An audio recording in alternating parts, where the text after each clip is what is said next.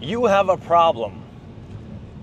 You, not me, you have a problem. And my goal by the end of this video is that you have that problem solved, or at least at the bare minimum, figured out. That way you can solve the problem. What is that problem? The problem is that you're not locked in. And why are you not locked in? Because you don't know how to lock in. You don't know why you need to lock in. You don't even know what locking in is. And you're just pretty much completely lost, to be honest. But that's your problem, and I am here to help you solve that problem. What is the first step into actually solving that problem? The first step into solving that problem is to actually recognize that there is a problem, okay? Now, I've obviously just told you that you have a problem about 3 or 4 times now, so you do know that you have a problem by now, so that's great. We're starting to make progress already. But you don't know exactly what your specific problem is.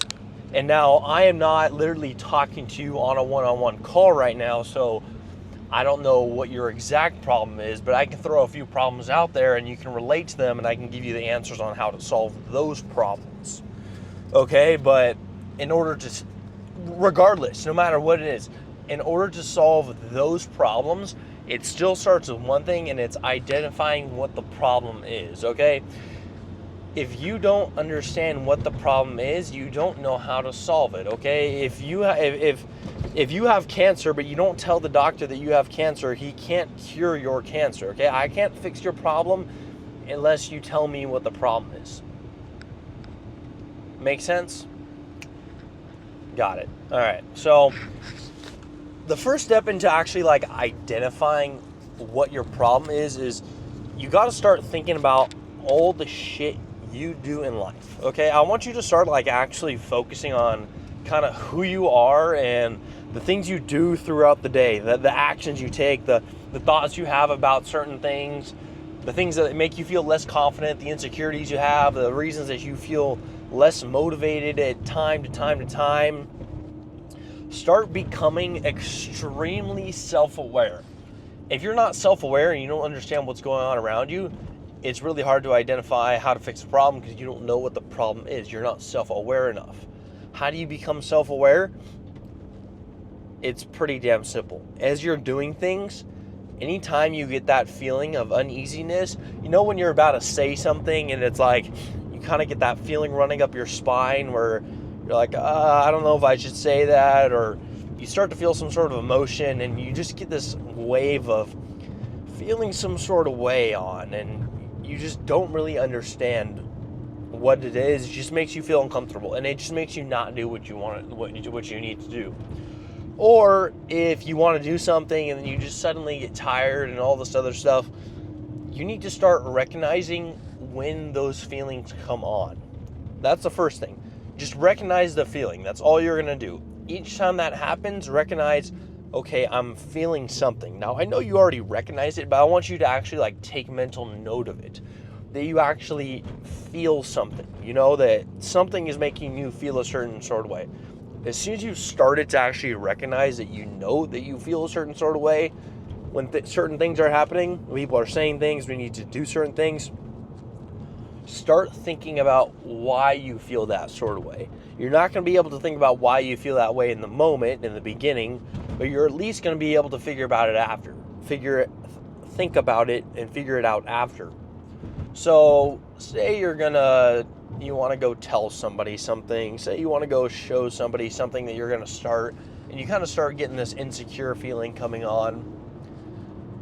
Take note of that feeling, recognize it, and now if you don't end up still doing whatever it is that you were going to tell them about, you don't tell them about it, you don't do it, later on in the day, or even right after, go sit down and just ponder for a while, what was the feeling that you were feeling? You know, was it a feeling of insecurity, hopelessness, self-doubt? Were you worried that if you told X person that you were going to start, your fitness journey, that they were going to say, oh, good for you, finally. And it was going to make you insecure and make you feel like, you know, you have a higher chance of falling off now. Because for me, one of the biggest reasons why I wouldn't want to start something, and especially the gym so long ago, is because I felt like if I told somebody and then they congratulated me on it, now I had to stick to it. And then now I felt like, oh, well, you know, I feel like I can't stick to this thing. And now I just told somebody that I'm going to start it, knowing I'm probably going to quit. Now I feel like shit about myself. So you end up not telling anybody because you want to still give yourself an out to quit, okay? You can't give yourself outs. You have to just go through it and tell that person, I'm going to do this. And if you stop, you have to know they are probably going to give you shit. And if they do give you shit for stopping, don't give them shit in your mind for them giving you shit. You need to give yourself shit and just push through and keep on doing the thing. You just have to keep on doing it over and over and over again. And you could have been, you know, working out for 1, 2, 3, 4, 5 years. The same concept still plays. And this concept still literally plays into like every aspect of your life. You could have just bought a new set of wheels for your car and you're like super excited to go show your mom or dad or your girlfriend or family member, whatever it may be about it. You know, you want to tell them about these wheels you're going to buy or whatever. And you're like, maybe I don't want to tell them. It's because like you're afraid of showing emotion. You're afraid that they're going to see that you actually have some sort of emotion. You're not this emotionless person that you portray yourself to be. And you're afraid of showing people that you have the ability to change. Because if you show them that you have the ability to change, then you know that you have the ability to change all your other aspects in life. And then it makes you start to feel kind of shit about all the other things you're fucking up on, because you've shown yourself that you have the ability to actually change. But that all starts with actually recognizing the actions you're doing and the things that you're doing. Now this took me like 5 years, minimum. It took me a long ass time to start recognizing stuff. But the reason it took me so long to start recognizing things is because nobody told me I had to start recognizing things. I had to realize this on my own from a much younger age. And especially when you realize it at a much younger age, you know, you don't quite understand it nearly as much as well. You can't comprehend this concept that we're talking about right now. So you don't really know what to do with it. You just kind of know you have to understand something for some reason, and you don't know why. And you just kind of sit analyzing yourself for years and years and years and like self-reflect over and over and over again, but you don't really know what to do with the information. That's exactly how it was for me. And it sucked because it kind of left me feeling even more hopeless and insecure because I knew I had a problem and I didn't know how to fix it. And I'm like, fuck, well, what do I do? I felt like I had this problem that nobody else had and nobody else could solve and nobody else understood except for myself, because I was always self-analyzing. But nobody was there to actually tell me how to fix the problem and what I was feeling and how I was feeling. But since I'm actually explaining it to you, you can actually comprehend it and actually get what I'm saying to you. So it starts off with analyzing who you are and what do you do, why do you do the things why do you do the things oh my God, dude, I can't fucking English right now. Why do you do things the way you do them? It's not a super complicated topic, like thing to grasp. I know you understand it. And when I say you have to analyze who you really are, I don't mean okay, yes, you know, you do want to analyze if you're an asshole, if you're a kind person, shit like that. But in this context, that's not really what I'm referring to. I'm referring to like, you know, it can be simple things like when you pull into the gas station, do you go to the right or left pump for a certain reason? You know, not just because, you know, the gas tank is on that side, but do you like to go to a certain pump because that's your favorite pump, or because you feel safer on one side of the gas pump than the other side of the gas pump? Like literally every little thing you do, start to analyze yourself and start to kind of think why you do the things the way you do them. And if you keep on doing that over and over and over, you're going to start, more and more things are going to come up, and you're like, dude, I had no fucking clue that I was even doing this. I had no clue that I was even insecure about this thing until I literally just started thinking about it. And I'm like, well, shit, I'm avoiding this because it makes me feel insecure for some weird sort of way. And the only way to get through that insecurity is to recognize the thing and then start breaking that habit, start breaking that pattern, and develop new habits, okay? Step outside of your comfort zone. The more and more you can step outside of your comfort zone, the more and more comfortable you're gonna get with being outside of your comfort zone. And you just move further and further and further forward until it works out. But it starts with analyzing it and becoming and self-reflecting, just becoming more self-aware of who you are, the things you do, why do you do them? Why do you work out, bro? I get it. You want to look great. You want to be in better shape. You want to be healthy. Very important stuff. Why is health so important to you? It's not important to other people. Why is it important to you? I know why it's important to me. Why is it important to you? What does health mean for you? And really think about it. Okay, now what else does a physique mean for you? You know, does it mean feeling less insecure? Does it mean feeling better about yourself? Does it mean pushing yourself past doing things that you know you can do that you feel like you can't? What does that mean? And what does that do for you? What does that do for you? I want you to really think about it. What does the gym do for you? And why do you go every single day? Why do you go over and over for years? Because it does something to your mind that just makes you feel a certain sort of way, and you don't quite understand. And the reason you lose motivation from the gym sometimes is because you don't understand why you feel that sort of way. And you don't understand why you feel that sort of way because you don't understand the sort of way that you actually feel. You know, the whole preface of this channel is, you know, fitness and cars, but it really comes down to mindset, and it comes down to the way you think about life and the way you think about everything, dude, and the way you do everything. Because the way you do one thing is the way you do everything. And if you don't think about everything, then you're never gonna figure it all out. Dude, it is foggy right here. Holy shit. Can't see anything. But you're never gonna figure it out if you don't think about how you start doing the things. And you're going to stop losing motivation, stop feeling hopeless, if you actually understand the feelings that you're doing and if you actually understand what it is that you're chasing. And the goal is to not specifically be chasing something, but the goal is to be constantly bettering yourself.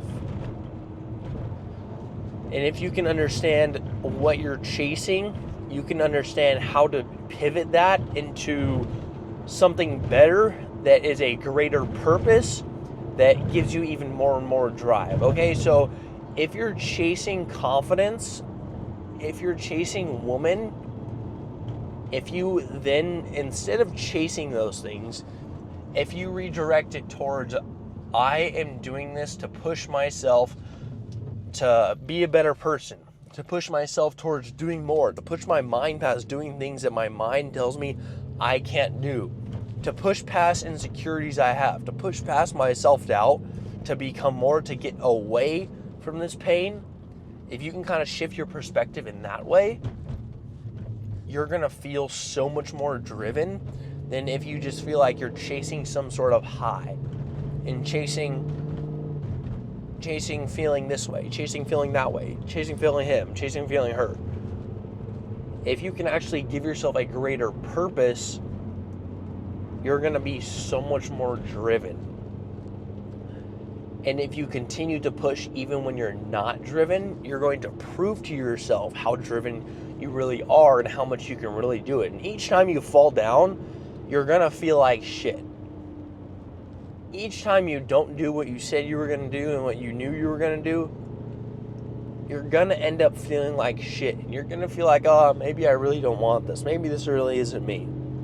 Those thoughts are going to be there. That mental cloudiness is going to come and go. You just have to push past it. You have to ignore it, and you have to do what you need to do.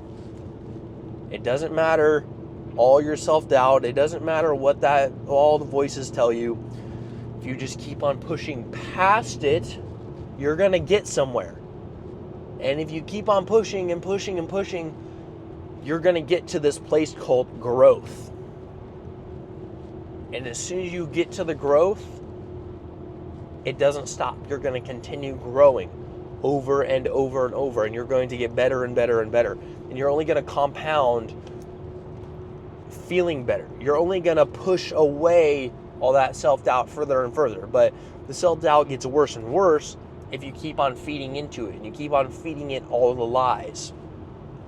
And it all comes back to how you're thinking about things. It all comes back to what goes on in your mind. And you don't understand what goes on in your mind if you're not self-reflecting, okay? You don't understand, if you're a person that doesn't go to the gym, and you don't understand why you should spend money on a gym membership. Oh, why should I do that when I can spend money on this? You're looking at money wrong. If you don't understand why you should be spending $50 a month on a gym membership, you obviously don't understand the value of money. If that seems expensive to you, you don't understand the value of money. You understand what money is. You need a lesson on money. And when it comes to money, you dictate how expensive something is based off the amount of hours it took you to make that amount of money, okay? If you make $18 an hour and you spend something that costs $18, you subconsciously recognize that thing as an hour of work. You might not think about it, you might not realize it, but you do. You go get a meal, that meal is $25, you're like, oh, this is kind of expensive, it's not super pricey, but it's kind of expensive. The reason why is because you spent a little bit over an hour to make that money. A little bit over an hour to eat that food might not seem like that big of a deal, because an hour and 20 minutes is gonna keep you full for 5 hours, and that. You're like, okay, that's not that bad. That seems like a good exchange. 1 hour for 5 hours. 1 hour of work for 5 hours of energy. You can actually see the value in there. But the reason something seems expensive is because that gap closes. Okay, well, maybe I have to spend, 5 hours of energy to buy a new pair of headphones or something. You're like, damn, dude, these are kind of expensive. I have to put 5 hours into that. I have to put maybe 10 hours into that just to get those new pairs of AirPods, whatever it may be. However much money you make an hour, you're like, shit, dude, I've got to spend that many hours to pay for those headphones? That's kind of crazy. But then you still buy it. Why did you still buy it? Because you thought about it even more, and you thought, well, okay, it might take me 10 hours to pay for these AirPod Pros. But these AirPod Pros, I'm probably going to have for a bare minimum of a year. Okay, so I'm going to have them for at least a year. 10 hours out of a year isn't really that much work. It's not that bad. You were looking at the overall. So you still bought them, and you still saw the value in it. When you don't buy something, it's because you didn't see the value of it. You felt like your time and your hours were worth more or cost more than whatever that item is, okay? So say you need a meal. Say that meal is $200 and it's a tiny ass fucking steak. And that shit's only gonna keep you full for an hour and a half. You're not gonna work 10 hours to buy that tiny ass steak that's only gonna keep you full for 1 hour. And I'm not talking you're going out with your girlfriend, your wife, your family, your mom, your dad to go eat that shit. I'm talking by yourself. You're not gonna do that. You're gonna be like, dude, what the fuck is this bullshit? I'm not gonna work fucking 10 hours to go buy a fucking tiny ass steak. You fucking kidding me? No. I'm not gonna waste my money on that shit. Because you don't see the value in it. You don't see the value in it. But if you made more money an hour, you would be like, oh, dude, that's a no-brainer. This is a much higher quality steak. It's got a lot better nutrition value. It was prepared a lot better. It's a lot cleaner. Of course I'm going to eat the steak. I can afford it. That's what you'd be thinking if you made more money an hour. Okay? Makes sense. But when you don't buy, it's because you don't see the value in it. You did not see the value, okay? And maybe the steak isn't the best example here because, you know, you're going to go broke if you're eating $200 steaks over and over and over. But if that one steak could potentially, you know, let's say that one steak was $400, but that one steak could get you over, say you got the flu, say you have some illness that's going to cost you 4 months of pain. You know, that one steak might cost $200, right? $300, let's say. Let's say even $400. You're like, fuck, dude, I've got to work a month to pay for this one steak. Why would I work a month to pay for one steak that's only going to feed me for 1 hour? But you're failing to recognize that steak is going to give you back 4 months of time because it's going to cure your illness that you have. So you're going to be able to work more, longer, harder, feel better. But you're still thinking about how many hours it's going to take for that steak versus how much it's going to feed you and how full you're going to feel instantly. Does that make sense? You're not thinking about the long-term investment. You're not thinking about the lifetime value of that steak. You're not thinking about the fact that that steak is going to literally cure your illness. And if you actually understood that that steak was going to cure your illness and it's going to make you stop feeling so shit all the time, you would say, dude, give me that fucking steak.